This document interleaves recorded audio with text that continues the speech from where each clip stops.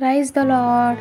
ఈ దిన దేవుని వాగ్దానము, నేను నడుచు మార్గము ఆయనకు తెలియను, ఆయన నన్ను శోధించిన తరువాత నేను సువర్ణము వలె కనబడుదును.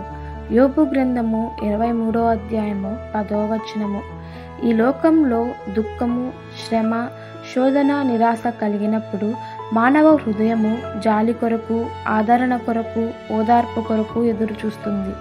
మనకు వచ్చిన శోధన వెనుక ఉన్న గొప్ప క్రియలను మనం చూడలేకపోతున్నాము, ఎందుకంటే మనము అవిశ్వాసులుగా ఉంటున్నాము కాబట్టి. ఒక కుమ్మరి కుండను తయారు చేసేటప్పుడు మొదటి నుంచి చివరి వరకు ఆ కుండ ఎన్నో కష్టాలు పడి ఒక మంచి కుండగా తయారవుతుంది. ఆ కుండ నాకు ఎందుకు అని అనుకుంటే అంత మంచిది కాగలదా? కాబట్టి మనకున్న శ్రమలను, శోధనను చూచి మనము నిరాశ చెందకూడదు. మనకు శోధన కలిగినప్పుడు ఆయన మార్గంలో మనం నడిస్తే మనము సువర్ణము వలె కనబడుతామని దేవుని వాక్యం మనకు తెలియచేస్తుంది.